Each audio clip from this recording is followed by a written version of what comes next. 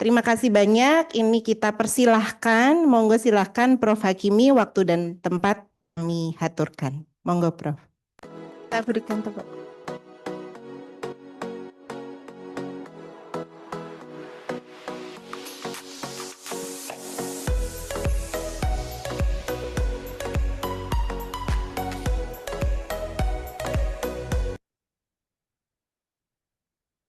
Baik, terima kasih. Assalamualaikum warahmatullahi wabarakatuh. Saya kira langsung saja ya, apa yang akan eh, ingin saya eh, bicarakan eh, dengan semuanya, yaitu tentang prinsip-prinsip etika dasar dalam penelitian dan publikasi. Ya, di sini yang akan saya bicarakan nanti sekedar pengantar, terus ada sejarah sedikit ya, kemudian tentang etika penelitian, terus dilanjutkan dengan etika publikasi, topik-topik yang penting dalam publikasi. Ini pertama, etika penelitian. Ya, jadi ini merupakan bagian yang penting ya dari dalam ini scientific inquiry. Ya, jadi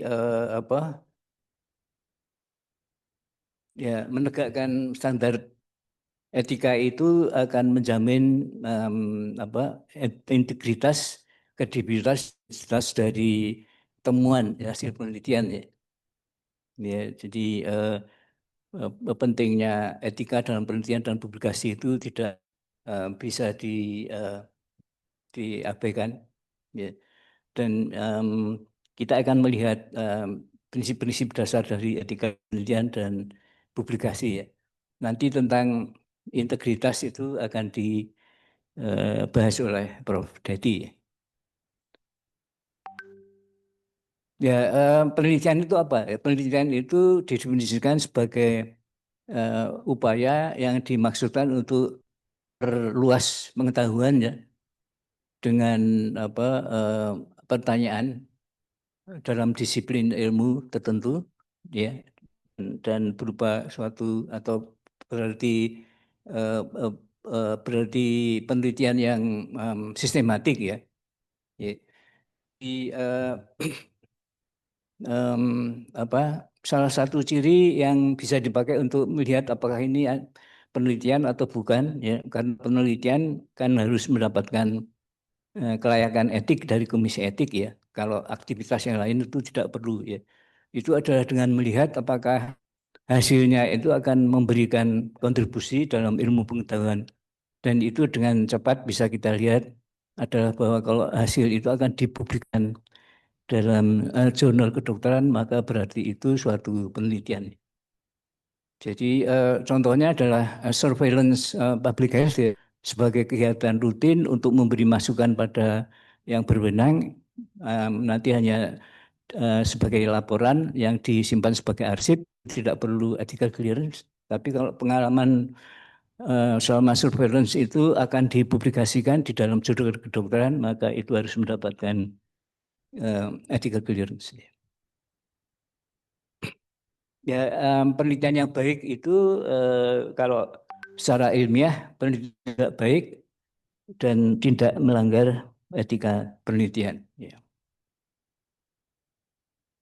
Tapi kadang-kadang terjadi eh, apa, terjadi tabrakan ya antara penelitian di mana kita ingin mendapatkan informasi yang valid dan reliable, tetapi dalam praktek ini mungkin implementasinya susah karena menyangkut hal-hal yang sensitif. Ya. Kita lihat contohnya, adalah penelitian untuk melihat apakah bagaimana pekerja seks komersial itu melakukan negosiasi kondom dengan eh,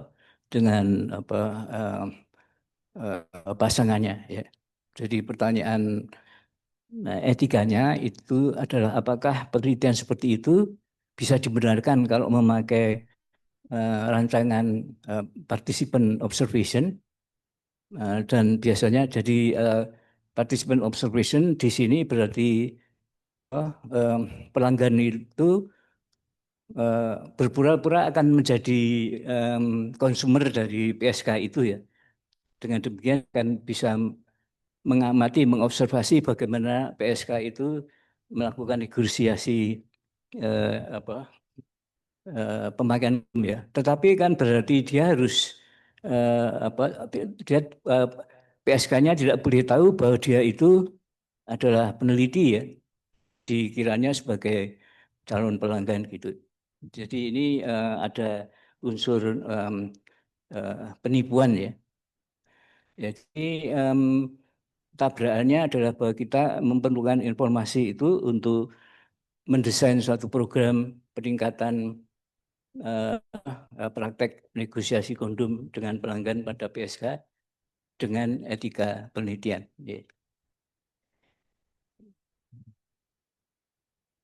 Nah, terus kalau etika penelitian itu apa? Itu adalah bidang etika yang secara sistematis menganalisis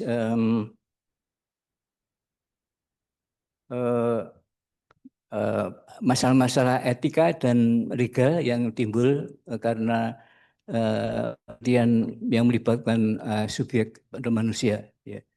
Jadi fokusnya adalah menjamin bahwa peserta itu dilindungi dan sehingga penelitian klinis itu dilakukan dengan cara yang akan memenuhi kebutuhan subjek penelitian dan masyarakat secara keseluruhan. Ya. Ya, jadi apa? Ini akan bekerja kalau diterapkan sebelum penelitian itu dimulai ya. Oleh karena itu, ethical clearance itu harus sudah didapat sebelum penelitian itu akan dilaksanakan. Nah, jurisdiksinya adalah yang dimaksud penelitian umumnya adalah ini menurut Wine, ya, penelitian sistematik yang dirancang untuk mengembangkan atau memberikan kontribusi pada ilmu pengetahuan. Ya.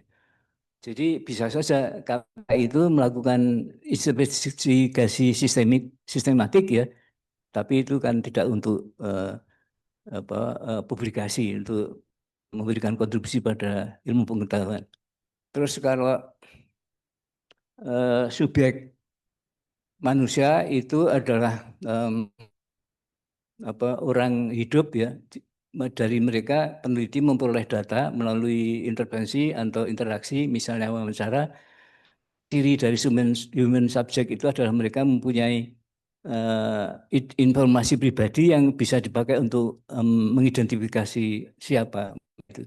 Ya, jadi ini yang hubungannya dengan confidentiality. Nah, kita lihat sejarah etika penelitian sebelum Perang Dunia Kedua, maka etika penelitian itu terserah pada penelitinya ya, diserahkan kebijakan dari penelitinya. Kita beberapa contoh dalam sejarah dari maaf dari Edward Jenner ya, jadi vaksin cacar dan Claude Bernard ini fisiologi ya yang memperkenalkan konsep blinding ya dalam penelitian. Terus Louis Pasteur semua kenal ya, dan yang terakhir contoh yang terbaru itu adalah Walter Reed, ini seorang dokter Angkatan Darat Amerika Serikat, membuktikan bahwa yellow fever itu disebabkan karena nyamuk. Ada yang mengatakan bahwa gender itu zaman sekarang itu akan ditolak oleh Komisi Etik ya, tidak akan mendapatkan ethical clearance.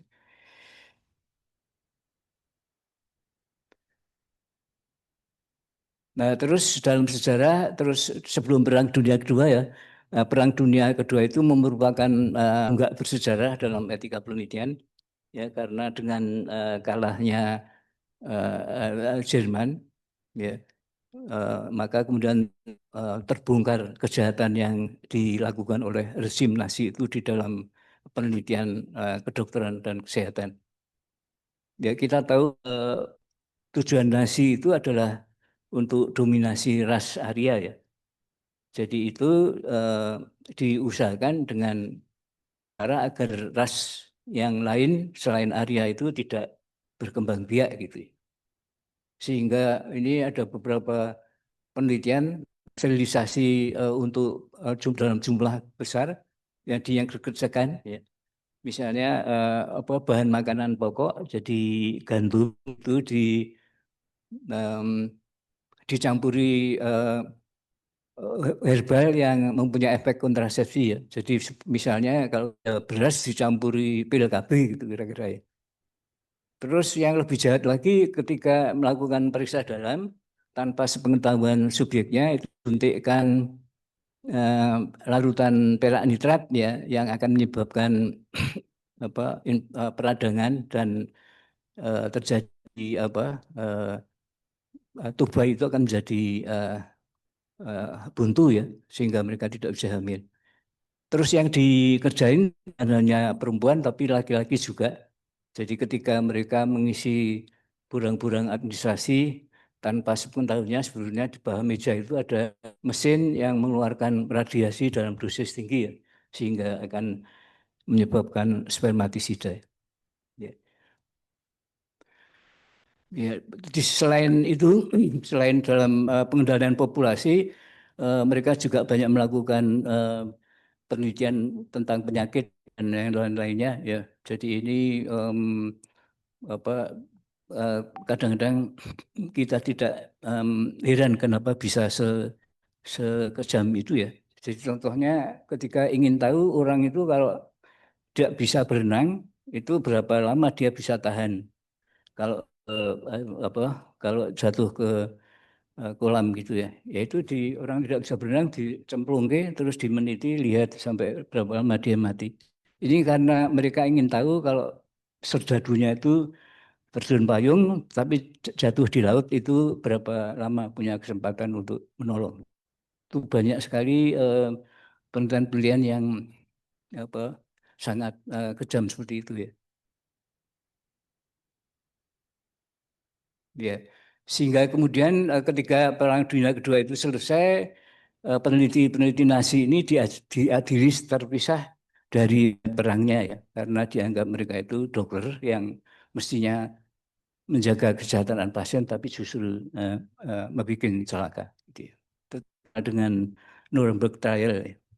Dan ini merupakan tonggak yang bersejarah dalam etika penelitian, karena dari Nuremberg Trial itu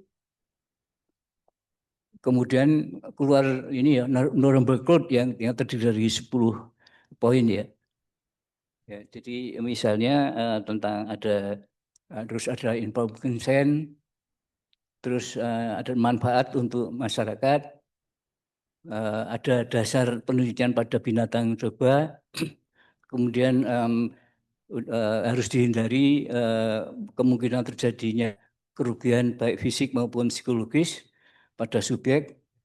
Kemudian penelitian tidak boleh dilakukan kalau ada keyakinan bahwa mereka bisa menyebabkan cacat atau kematian.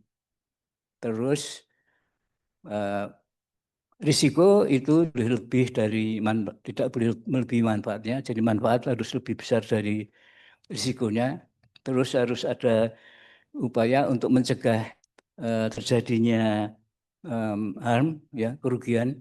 Terus kemudian penelitian dilakukan oleh mereka yang sudah mempunyai edukasi, ya. Jadi kalau mahasiswa ya harus dibimbing oleh stafnya. Gitu. Terus subjek eh, punya kebebasan untuk mengundurkan setiap waktu ya, tanpa dikenakan sanksi ya. Kemudian yang terakhir penelitian harus siap untuk menghentikan penelitiannya kalau temuan yang menunjukkan bahwa hal itu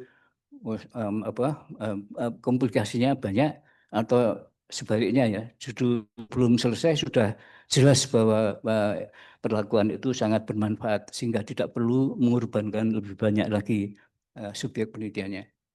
Terus ada deklarasi Helsinki ini penting bagi dokter ya, karena di sini ditekankan bahwa kepentingan itu harus lebih diutamakan dibanding kepentingan penelitian. Ya. Ya, terus kita sampai pada sejarah yang sangat penting dalam etika penelitian, yaitu penelitian sifilis di Tuskegee ya. Tuskegee itu suatu daerah di bagian selatan Amerika Serikat di Alabama ya. Kita tahu bahwa di sana waktu itu banyak eh, budak belian ya, kulit warna kulit hitam. Ya, tujuannya adalah untuk mempelajari perjalanan ilmiah dari penyakit sifilis laten yang tidak diobati ya. Ya kalau perjalanan alamiah ya kita harus diamkan saja, tidak boleh diapa-apakan ya. Kalau perjalanan alamiah dalam setting sudah dalam pasien itu disebut perjalanan klinis ya.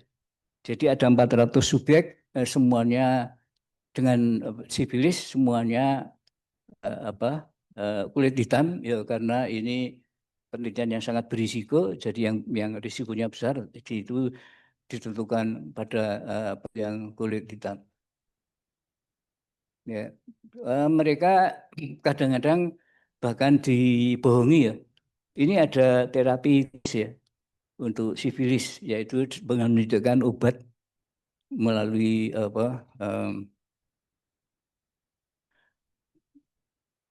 melalui kanalis cerebrospinalis ya. Tapi sebetulnya itu adalah lumbal fungsi untuk mengumpulkan sampel, melihat perubahan yang terjadi di saluran cerebrospinal.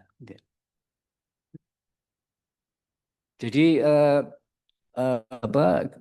kira-kira 10 tahun itu tingkat kematian dari yang kelompok kelompok yang yang diamati itu komplikasinya 2 kali, tingkat kematian 2 kali lebih tinggi dibanding dengan kontrol. Nah, ini lebih jahatnya lagi tahun 40 ditemukan penisilin yang pada waktu itu efektif untuk terapi sifilis, tetap tidak diberitahukan, apalagi diberikan. Ya. Begitu seterusnya sampai penelitian itu berlangsung hingga sampai ketahuan media massa ya pada tahun 72. Ini juga ya bahwa penelitian seperti itu di Amerika Serikat bisa berlangsung lama, baru ketahuan gitu ya. Untuk mencegah hal seperti itu terjadi lagi, maka pemerintah kemudian membentuk satu komisi ya yang ditugasi untuk merumuskan cara-cara agar penelitian yang tidak etis seperti itu bisa dihindari ya. Ini masalah etika dari penelitian Tuskegee itu ya. Hipotesisnya tidak tepat, kemudian tidak ada konsen ya, tidak ada pemaksaan, manfaat untuk subjek tidak ada, jelas merugikan ya, sehingga melanggar asas keadilan dan mengabaikan tanggung jawab profesional dari peneliti terhadap pasien. Ya. Nah, ini adalah hasil kerja dari komisi yang dibentuk oleh pemerintah federal di Amerika Serikat yang dituangkan dalam suatu laporan, yaitu Bellman Report ya, yang sudah lama sebetulnya, tapi sekarang masih relevan untuk diterapkan. Ya. Ya. Jadi ada 3 prinsip: persons, beneficence, non-maleficence, dan justice. Ya. Kalau respect, menghormati orang untuk sebagai orang yang independen bisa menentukan nasib sendiri, ini aplikasinya adalah dengan meminta informed consent. Artinya setelah diberi informasi yang cukup, pasien itu bisa menentukan apakah dia akan ikut dalam penelitian atau tidak. Ya. Kalau beneficent non maleficent tidak boleh merugikan, ya, manfaatnya besar, mudaratnya kecil gitu ya. Jadi ini aplikasinya adalah penilaian benefit risk ratio ya. Terus keadilan ini adil dalam menentukan subjek penelitian, ya tidak boleh yang penelitiannya berisiko itu diterapkan pada yang tidak punya kuasa seperti penelitian sibilitas gizi tadi, ya. Jadi subjek pemilihan subjek itu harus adil, ya. Nah, yang ini kalau menurut Beauchamp dan Childress, ya, itu mereka memisahkan beneficence dengan non maleficence, ya. Jadi apa? Ini di sendiri-sendiri, prinsipnya sendiri, berarti tidak hanya 3 tapi 4, ya. Karena itu berbeda, ya. Jadi kalau uh, beneficence itu artinya melakukan kewajiban, ya, yang memberikan manfaat pada seseorang, ya. Sementara kalau maleficence itu eh, menahan diri untuk melakukan sesuatu yang bisa merugikan, ya. Jadi berbeda sebetulnya. Ya, jadi perbedaan utamanya adalah bahwa beneficent dan non maleficent itu eh, jadi fokus di non maleficence itu tidak menyebabkan kerugian, sementara kalau yang beneficent itu adalah mempromosikan bagian, ya, kemanfaatan. Nah, itu sejarah, ya. Kita tapi pelanggaran etika penelitian itu masih terjadi di era yang relatif sudah modern, ya. Ini ada 2 contoh kasus, kasusnya Jesse Singer dan Alan Ross, ya. Jadi Jesse Gelsinger ini laki-laki 18 tahun penderita dan genetik, ya, yang mengganggu metabolisme amonia, ya. Umumnya usianya tidak panjang sehingga ketika mendengar ada eh, apa uji coba terapi genetik di University of Pennsylvania, para ragu-ragu dia bersedia untuk ikut, ya. Bahkan konon mengatakan bahwa kalau saya ada apa-apa itu untuk manfaat untuk saya di masa yang akan datang. Jadi suatu tindakan yang sangat eh, dihormati, ya. Tapi jadi yang dikerjakan itu adalah diberikan suntik adenos yang membawa gena yang akan menggantikan gena yang berkelainan itu, ya. Tapi 4 hari kemudian Desi ini meninggal, ya. Dan kemudian terungkap bahwa beberapa percobaan binatang coba sebelumnya dengan kera rhesus itu mereka juga mengalami eh, komplikasi yang hebat, ya. Berarti penelitian itu sangat toksis, ya. Tapi yang lebih lagi itu ternyata ada konflik of interest, ya. Jadi peneliti utama dan kepala lembaga penelitian itu mempunyai em, apa saham 30% di perusahaan Genovo ini yang mensponsori penelitian itu, ya. Jadi ada konflik of interest.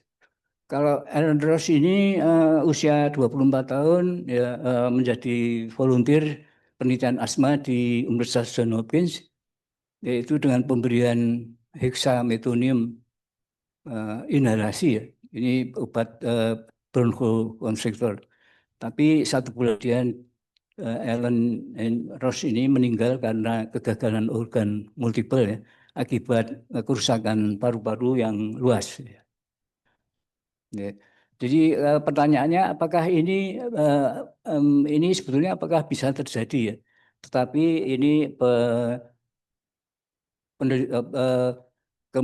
kepala lembaga penelitian di John Hopkins, ya, dengan nada membela, beliau mengatakan bahwa di literatur itu betul-betul tidak ada petunjuk bahwa terapi itu bisa merugikan, ya, apalagi menyebabkan toksisitas sampai menyebabkan kematian, ya. Tetapi ternyata di British Medical Journal tahun 1954 itu sudah ada laporan kasus, ya, yang meninggal akibat pemberian dexamethasone bromide ya. Jadi kemudian ada 2 artikel lagi yang dipublikasikan pada tahun 56 dan 62 sehingga itu ada istilah paru-paru dexamethasone ya. Jadi apa ini apakah penelitinya tidak menggali sampai mendalam atau memang tahu tapi disembunyikan ya. Tapi itu jelas melanggar etika ya. Ini mungkin untuk eh, tulisan yang perlu dibaca oleh semua peneliti ya. Jadi apa yang eh, eh, kapan penelitian klinis terutama ya bisa dikatakan etis gitu, ya. Yaitu mempunyai nilai sosial dan secara ilmiah valid ya. Jadi kalau dulu pengalaman kita di Komisi Etik itu kalau kita mempersoalkan ini sampelnya kok sedikit sekali itu peneliti itu em, ya tidak bisa menerima gitu. Komisi Etik itu sekarang mempersoalkan metode penelitian tuh. Oh iya karena penelitian yang situ ada yang tidak yang secara metodologis benar gitu. Terus seleksi subjek yang adil. Berikutnya risiko manfaat dan mudaratnya itu menguntungkan lebih besar manfaatnya daripada mudaratnya. Harus ada independent review oleh komisi etik ya. Terus ada informed consent ya. Jadi pasien bersedia ikut serta informasi yang cukup bagi dia untuk mengambil keputusan.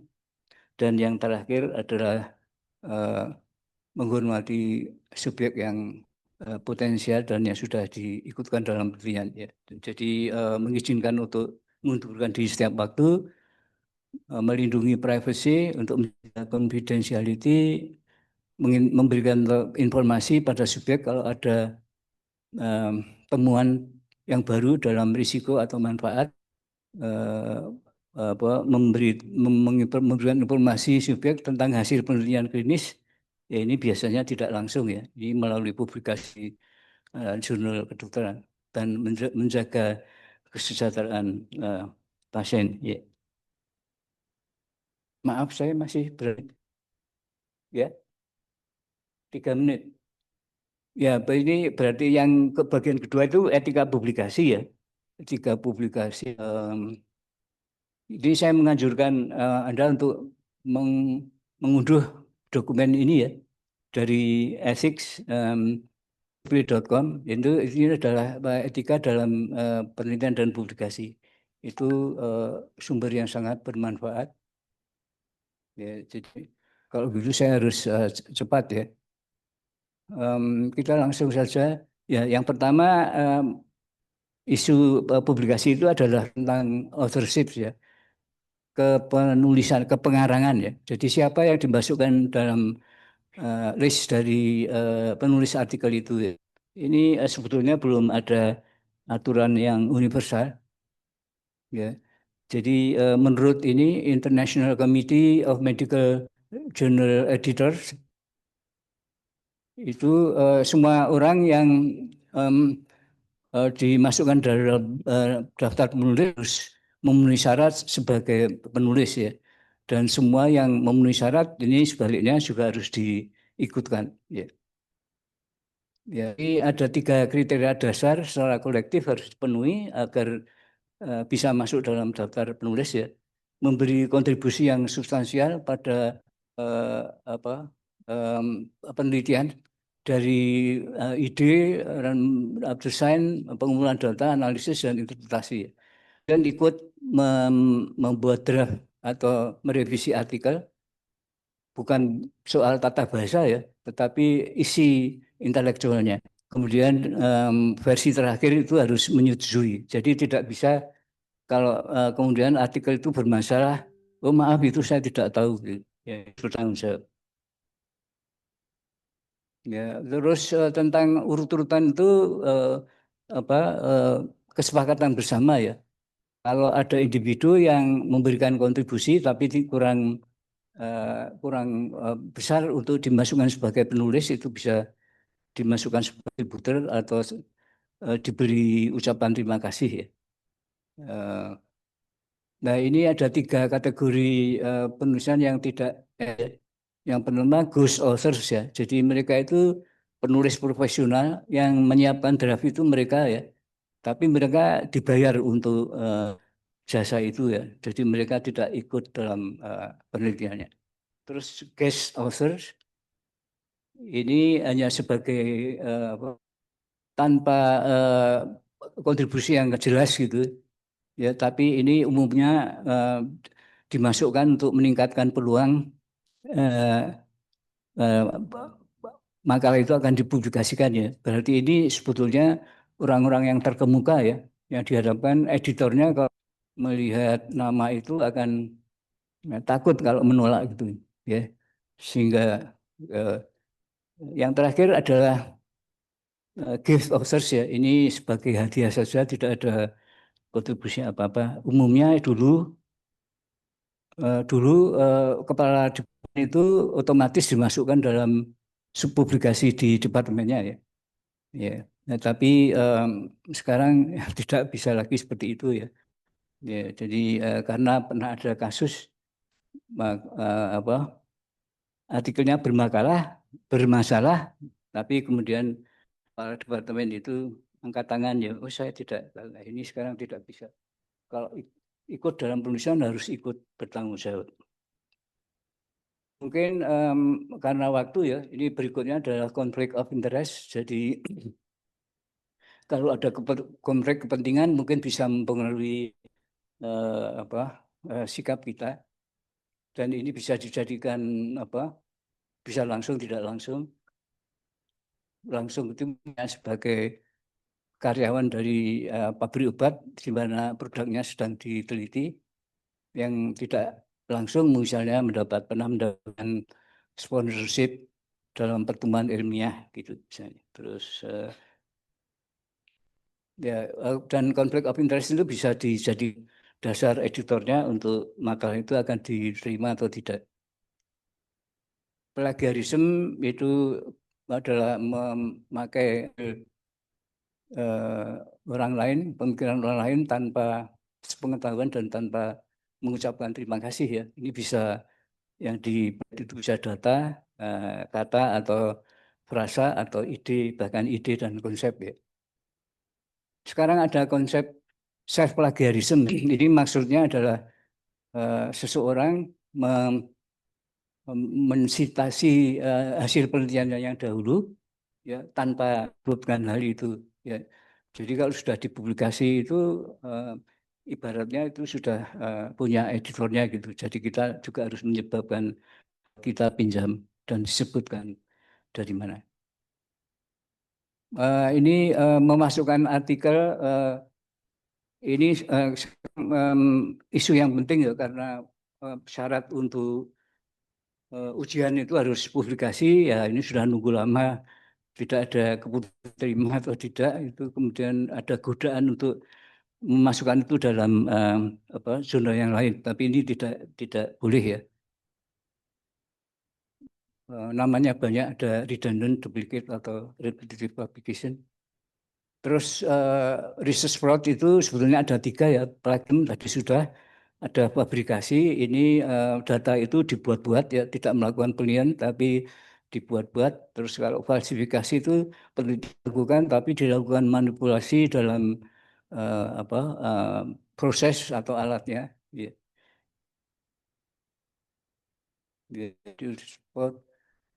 Yang penting diketahui juga kalau akan publikasi memakai gambar itu, bagaimana peraturan di jurnal itu ya tentang gambar itu.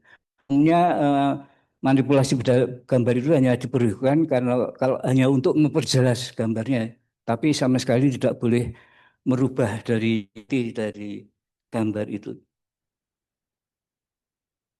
Ya, sekarang seringkali kita diminta untuk menyertakan data kasar untuk publikasi kita sehingga orang lain bisa mengevaluasi, mengecek ya, apa yang kita laporkan. Jadi ada open access kan. Ini segitiga fraud ya, jadi kecurangan itu bisa terjadi karena ada faktor ini, ada motif desakan ya, publish atau perish, kemudian ada kesempatan ya. Nanti bisa dilihat bahwa penelitian itu asasnya adalah kepercayaan ya. Ya, jadi kalau penelitian tidak mempunyai identitas bisa saja dia melakukan sesuatu. Dan yang terakhir rasionalisasi ya, terlalu yakin dengan teorinya sehingga kalau teori itu tidak diterima, maka yang disalahkan datanya ya, bukan teorinya. Terus yang terakhir salami slicing ya. Ini adalah penelitian yang diiris menjadi kecil seperti salami itu untuk meningkatkan nilai kreditnya ya. Jadi ini melanggar etika. Memang kadang-kadang ada penelitian yang tidak bisa dipublikasi dalam satu artikel, jadi harus dipecah-pecah gitu ya. Tapi itu ada aturannya ya. Terus yang sekarang mungkin banyak penelitian payung ya. Kalau penelitian payung itu karena hanya memanfaatkan sumber-sumber agar efisien ya, tetapi mereka mempunyai tujuan penelitian, mempunyai hipotesis, mempunyai variabel sendiri-sendiri, itu tidak masalah kalau dipublikasikan sendiri-sendiri. Jadi itu bukan salami slicing. Saya kira ya lebih dari apa uh, respect for person, beneficent, non maleficent dan justice itu ada ini juga serangkaian apa yang apa prinsip perlu diperhatikan dan yang juga ikut mempengaruhi apa etika penelitian. Integritas itu nanti akan dibahas Prof. Dedi ya. Tapi yang menarik adalah integritas itu ternyata merupakan satu kontinuum ya, bukan suatu hal yang beda ya. Ya, jadi apa dari integritas ya, kemudian bisa melakukan praktek penelitian yang bisa dipertanyakan masalah etikanya. Kemudian ini bisa lebih berat lagi menjadi masalah itu tidak bisa diterima dan akhirnya menjadi research misconduct ya. Jadi ini seperti misalnya